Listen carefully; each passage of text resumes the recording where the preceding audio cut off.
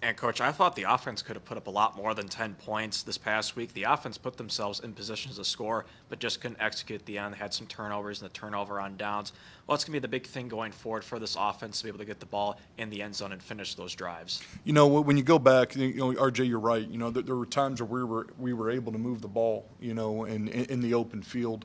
And where we really struggled was in the red zone area. Specifically, you mentioned turnovers. That's obviously critical.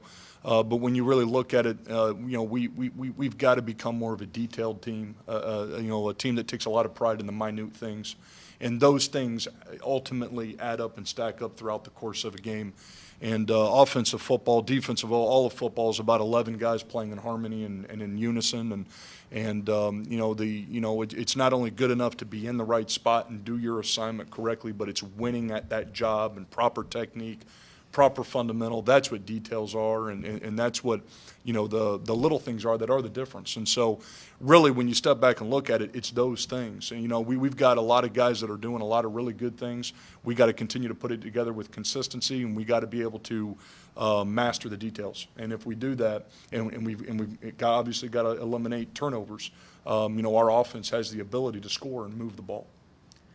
And, Coach, I've talked about how I've been so impressed with this wide receiver trio of Tony Tate, Dennis Houston, Dallas Daniels, with having multiple guys that quarterback Connor Sampson can throw the ball to and make plays in the open field with their catching abilities and also their great route running. How big is that for your offensive play calling to be able to set up multiple guys for play calling? It's big. It's important. When you got the capability to spread the ball around, and you're able to open up more things, and it can create coverage issues for people, and in terms of not being able to roll coverages to certain guys and all that. So there is no question, RJ, we've got some talented guys in our skill positions, and we got to continue to use those weapons that we have and be efficient when we do. But no, I love all three of those guys. What makes those guys special is not only their ability, but they're all great competitors.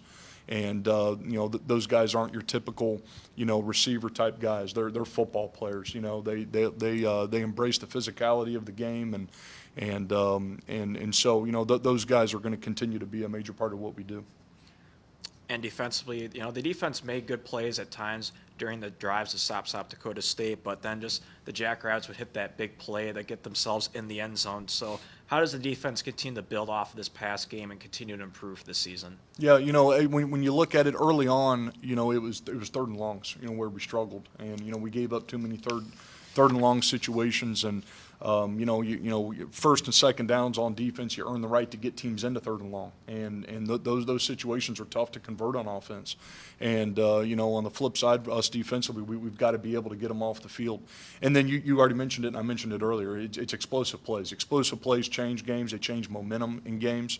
And we've got to do a better job, being where we need to be with urgency, and then getting the ball down. We got to tackle, and there's a lot of times we have guys in the right spots and we're not finishing, and we're not winning the play. So, those things are going to be emphasized, and I think again our guys are have a very good understanding of what we need to correct, to get that issue resolved. Again, it's not an issue of effort. I don't think it's an issue of guys not understanding what we want to do. It's just a matter of execution at the end of the day, and again, that's on us as a coaching staff too, to make sure that we continue to put our guys in the best situations, and they have a great understanding of how they need to execute the plays that we're calling. And a player on defense I've been really impressed with so far this season has been Justin Newtoff. He had 9 tackles last week, 1 tackle for loss, and a really impressive forced fumble. He really got the ball, his arm in there, and ripped it out. How has he been such a big impact for you guys on the defensive side of the ball this season? Yeah, Justin is kind of a quarterback on defense, so to say, and he's a great communicator, and you need that at the safety position. And he's able to communicate to the corners and level 2 backers, and so Justin's one of those guys that he walks off the field and he's left everything that he has out there, and he just plays with relentless effort. And Justin's he's a lot of fun to watch. He makes people better around him.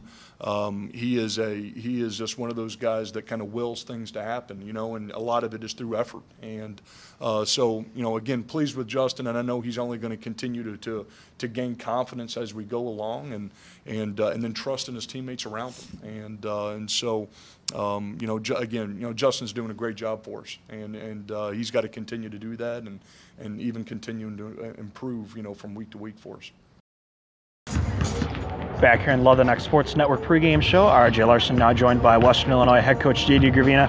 So, Coach, back in Sioux Falls for the Summer League Tournament. Conference just seems to do a great job holding this event. How impressive is it to have such a great atmosphere for this conference tournament? Yeah, I mean, it's a tremendous event. And obviously, the crowd will be a little different today, with none of the Dakota teams playing, but boy, yesterday was just a great environment, and just the way they organize it. I mean, it's everything's top tier, and really kudos to the Summit League and for Sioux Falls. I mean, they really embrace it, everyone in town, so it's a neat event. And all the teams stay in the same hotel during the tournament. How nice is it to be able to talk to all the coaches and players during this event? I think it's really cool, and of course I'm pretty social, and I like seeing the players around and the coaches and getting to break it down with them. I saw John Kaufman from Fort Wayne this morning and talked basketball for about 20 minutes and about their big win. And I was in the elevator with a couple of the Oral Roberts players, and thought about just stopping the elevator and having us all get caught. I figure Chap could coach us home better than they could play without Broton. So it's fun. I think it's fun for the players, and it kind of gives you a sense of camaraderie around the conference. Looking at this season, you finished in a three-way tie for third in the conference standings. How impressed were you with your team that finished so high in a great conference like this? Yeah, I mean, a really good accomplishment. Of course, we're a possession or two from being the outright third place, and that didn't work out. But still, with our injuries, and I was pretty excited about the direction of this team, especially after we beat Southeast Missouri State, a team that's already punched their ticket to go to the dance. And when Annabelle and Avery and Kira all got out, it was pretty concerning. So just shows a lot about our team's character that they were able to bounce back and really have a successful conference season. And looking back at that Denver game, you said that that's the most you've been proud of a team after a loss. Why did you feel that way? I just felt like we really fought mentally and physically, and they were playing with a lot of confidence, and there was a couple of times that game easily could have got away from us, and you're playing on the road, with a lot to lose. And I thought our kids really did a good job of bouncing back from some of their runs and gave themselves a chance to win. And at the end of the day, a couple plays here or there make the difference, but that's all you can do in a game like that is give yourself a chance to win. Taking on Oral Roberts in the first round of the tournament, the Golden Eagles defeating you in just a few games ago. What does your team need to do differently in this game from the first game to make sure that your team heads into the second round?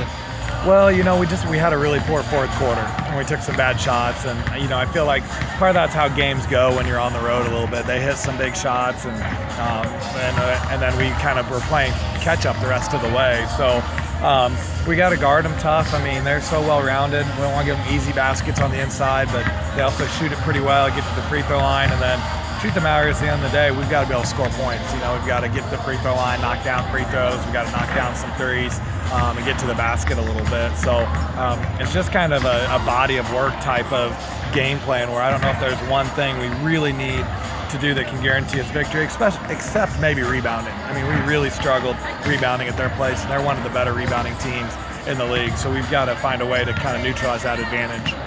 And speaking of rebounding, that was your main focus for your team in Wednesday's practice. What does your team need to do in order to make sure that they have a good rebounding game? We looked at a lot of film and just kind of noticed how engaged we were in the rebound, how locked in we were, what kind of stance we were in, where our hands ready, where our knees bent. And I think it's a small thing, but that's a really big improvement that we can make. And so I think just being more engaged, and I showed a couple possessions where we shot and literally all 5 people were just running back, and so it's a wonder we don't get any offensive rebounds. So just being having a little more of an importance on rebounding on both ends and being in a better stance. Coach, 2 of your players getting recognition at the end of the year. Olivia Kaufman, a first-team all-conference player, and Evan Zars named Summit League Newcomer of the Year. What made these players worthy of the awards they received? Yeah, I mean, both are really impressive awards, especially in this league. I mean, we only picked 6 first-team all-conference kids, and You could probably have the whole starting lineup at South Dakota. So I think that shows a lot of respect for Olivia. And then, really neat for Evan. I mean, I feel like in Evan's mind, she feels like this year's been a big work in progress, which we knew it would. But I think it's nice for her to then look back and see like, wow, even though I had my struggles through it, I still had a really successful campaign. And she's been a game changer with us in a lot of areas besides just offensively. And I think that's kind of what the media and the coaches recognize. And Coach, final question, any special message for your team heading into this game? No, I mean, the main thing is I think the mentality here is really important. And the three things we want to do, first of all, we want to be calm and confident. Sometimes you just get kind of hyped up in these games. We want to play with the calmness about us, with the poise. And I was kind of thinking back to that team 3 years ago today that won the league, and that's what they had.